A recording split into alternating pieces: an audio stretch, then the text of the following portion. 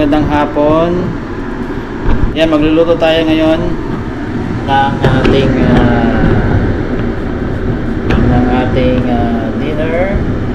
Yan, so maghihiwa na ako ngayon ng mga gulay. Yan, nandito tayo ngayon sa tinitirhan namin. Pero medyo maingay kasi naka-on yung exhaust. Kasi tutunog yung ating yung smoke detector kapag hindi naka-on yung exhaust. Yan yung smoke detector dito. Ayan.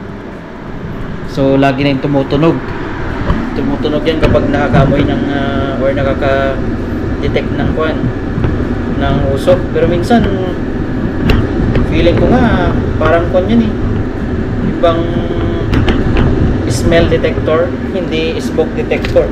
Kasi wala namang usok minsan, pero tumutunog pa rin. Kaya yung pinapaypayan namin kapag tumutunog para mawala yung alarm. Ayan. So dito pa rin tayo ngayon sa tinitirahan namin ngayon, dito sa Burnaby. Kaso last month na namin to, until January 31 na lang kami dito kasi nga maglilipat tayo. Yung kahapon pinuntahan namin yung prospect namin na lilipatan, at ayun nga mga bok, na-approve na kami doon sa lilipatan namin. Nagsubmit ako ng mga application kagabi, sinulat ko yung mga documents, mga nag-fill up ng form. Ayan. So good thing naman na-approve tayo. Kaya starting February 1, doon na kami titira sa lilipatan. Kaya before kami lumipat, kailangan ng maglipat ng mga gamit. So kinakausap ko pa yung agent doon at saka yung may-ari, kakausapin niya daw kung pwede kami maglipat ng mas maaga. Kasi wala nang nag-i-stay doon ngayon. So hopefully payagan tayo makapaglipat ng mga January 25 at saka January 26, kasi yun lang din yung bakante ng mga kamag-anak ko tutulungan nila kami maglipat, kaso dapat mapatak ng weekend kasi nga wala silang trabaho ng weekend. Ako may trabaho din ako ng weekdays, so yun lang yung tamang araw para samahan nila kami maglipat. So tulungan nila kami maglipat kasi medyo marami din kami gamit dito. So kasi itong tinutuluyan namin ngayon, 1 bedroom, 1 washroom, shared laundry. Yung rent dito sa Burnaby may kamahalan is 1,750 kasama na lahat. Yung sa lilipatan namin tumatakbo ng mga 1,700, tapos 20% yung utilities. So mga ganoon na din siguro, mga less than 1,750. Pero yung advantage doon sa lilipatan namin kasi 2 bedrooms na mga bok at saka 3 bathroom. Ayun, tsaka may own kitchen na din kami. Yung laundry namin own din namin. Then yung convenience sa amin kasi si Mrs. kasi mga anak na siya ng May 2025. So naghanap talaga kami ng mas malaking space para, di ba, kasi mas maganda maglipat na hindi pa siya nanganganak, kasi kung hintayin pa namin na manganak siya, mahirapan na kami maglipat. So ito yung best na month para maglipat, January, para settle na kami ng before May, para harap na kami ng mga gamit ng baby, diba? Tsaka hindi na rin kami masyado mag-a-adjust sa location kasi may may 4 months pa kami para makapag-adjust doon sa nilipatan namin. Ayan. So ayan, ituturo ko kayo dito sa tinitirahan namin ngayon. Papakita ko lang yung dito para maka-relate kayo. Kasi ito good for couple lang talaga to. Good for 2 lang talaga to. Kapag kasi kapag dumating na yung baby, dadagdagan kami ng i-increase kami ng $250 kasi per head 250. So magiging 2,000 na yung rent namin dito. So parang taka one bedroom lang. So masyadong maliit, tsaka namamahalan na kami pag ganun. So yun timing yung nahanap namin na 1.7 lang plus utility na 20%. Kahit na ganun yung babayaran namin, fixed na kasi good for 3 yun eh. Hindi na kami mabibigatan nun kasi wala nang additional kahit may baby kami. Eh dito pagdating ng baby, mag-a-add pa ng additional payment, magiging 2,000 na instead of 1,750 lang. Doon sa lilipatan namin, fixed na yun na 1.7 plus 20% utility, tapos may 2 bedroom pa. Pwede, mas maganda yun doon. Ayan, so naghihiwa muna ako ng gulay ngayon kasi pinakbit tayo. Pakita ko sa inyo mga hiniwa kong gulay. May okra, may tawag ito, kalimutan ko na. Beans, din talong, kalabasa. Hindi na kami maglalagay ng palaya kasi hindi ako nakabili. Yan, dadagdag natin itong kalabasa. Yan yung pangalan natin, pork. Yung kalabasa dito mga bro, same lang naman sa Pilipinas, kaso lang maliliit. Wala yung malalaki. Yung malalaki pero hindi ko binibili yun. Pero ito kasi yung mas maganda kasi maliit lang. Tapos same lang yung lasa doon sa kalabasa na malaki na parang sa Pilipinas. Yan, tinatanggal ko muna yung mga balat.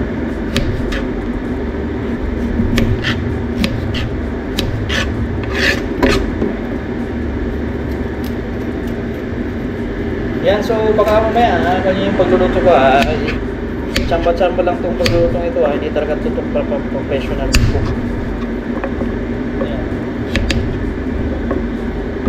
Basta makain lang, okay na yun, yung mahalaga, basta makain. Saka masarap naman ang magluto, hindi lang magaling mag-iwa. Hindi lang natin para mas maraming kalabasa.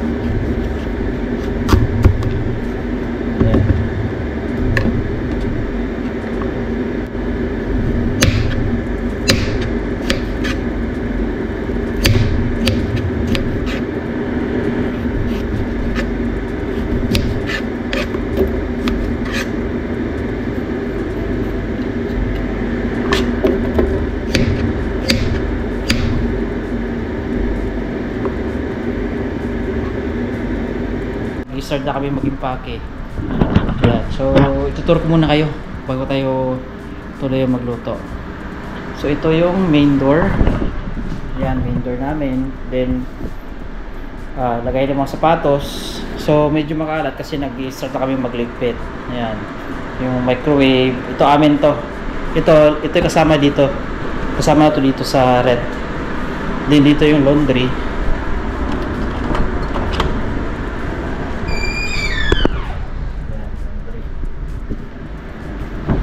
Yung laundry, separate siya nasa labas.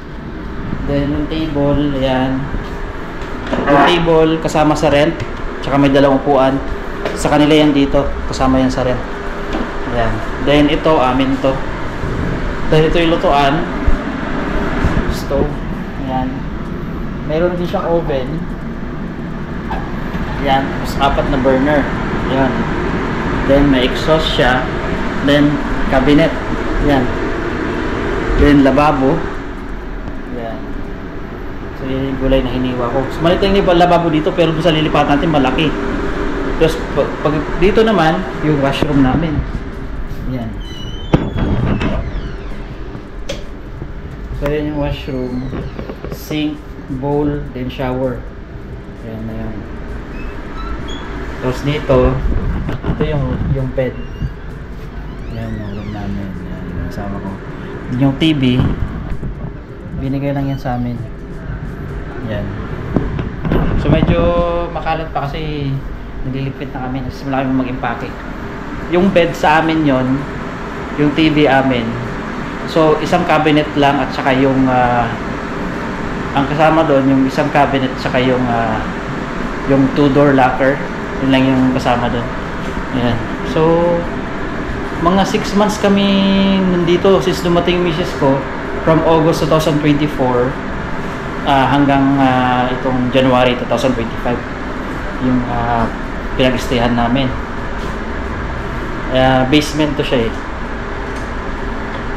Papakita ko yung labas. Yan.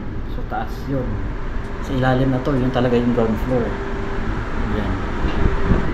So yun yung nasa basement kami. Hindi naman malamig dito. So yung rent is 1,750.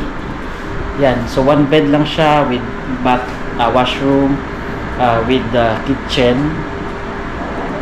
So pag dumating yung baby, mag-a-add kami ng 250. Kaya magiging 2,000 siya. Kaya sabi ko masyado nang mahal. Kaya naghanap kami ng iba. Ayun, nakita nga kami yung price lower than 1,750 kasi 1,700 yun siya plus 20% utilities. Then may 2 bedrooms. Yung kagandahan, 2 bedrooms, 3 bathroom, may own kitchen kami, may own laundry kami. So hindi na kami mag-share doon.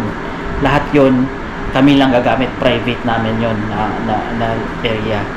Pupost tayo ng picture dyan para makita nyo yung patikim natin para makarelate kayo doon sa sinasabi kong lilipatan namin. Ayan. So ayan, continue tayo magluto kasi palumbat na tong GoPro. Charge ko muna habang nagluluto. Ayan, luto na yung kanin ni Mrs. White rice. Magkaiba kami ng kanin ni Mrs. kasi nga medyo mataas yung sugar ko kaya nagba-brown rice lang ako. Siya yung nagwa-white rice. Ito naman yung akin nasa rice cooker. Ayan.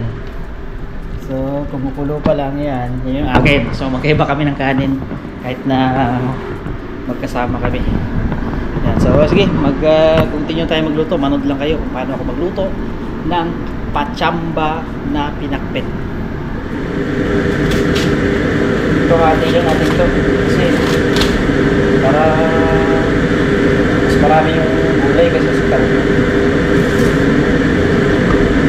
Sa karne natin. Karne, 6 New Year. So ngayon, bawasan natin yung karne natin. Yan lang, okay na yan. Kalahati. Pwede mo ba ito sa fridge. Tapos, pwede pa natin paulan naman.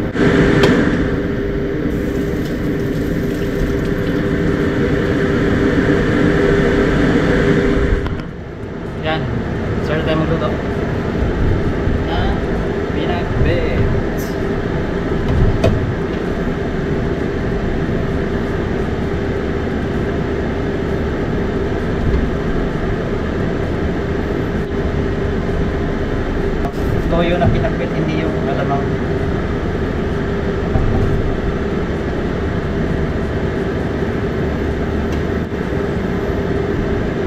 Sumay ko na lahat para hindi mait kasi pag ginawa naman yung bawang at na hinayaan mo na maluto, papait. Kaya sinasabay ko na lagi yung sibuyas at bawang.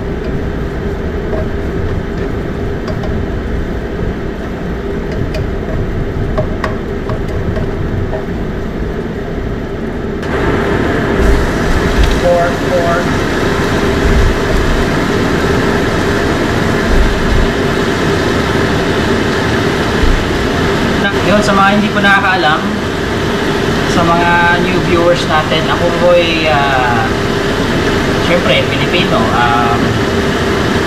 Taga Mindanao po ako. Pinanganak ako sa Cotabato. Tapos yung misis ko taga Davao. So dito na ako sa Canada since 2018. Then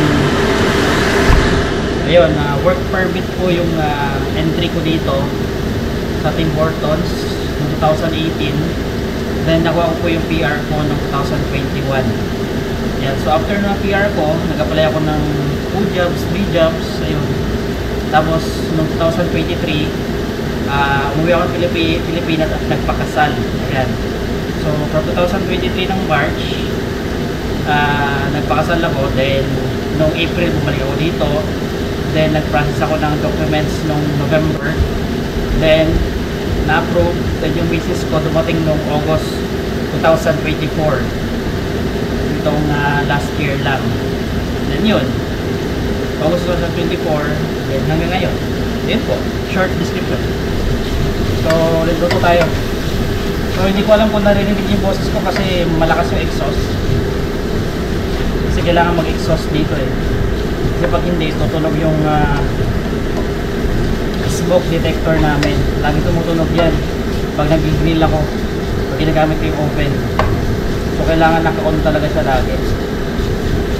So, yan, gisa-gisa na muna yung karne hanggang sa medyo maluto.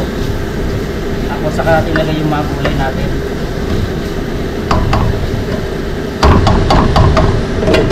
Ito siyang bahang luto lang naman to. Lutong bahay lang. Hindi talaga yung standard talaga. So mga bok, ayun nga. Kwenta ko rin sa inyo nung November 15. Hindi pala. November 15 nag-stop work ako hanggang November 18. Then yung November 18 na-operahan ako. Na-operahan ako sa appendix. Tinanggal yung appendix ko kasi may inflammation na siya. Yun, tinanggal ng lubusan.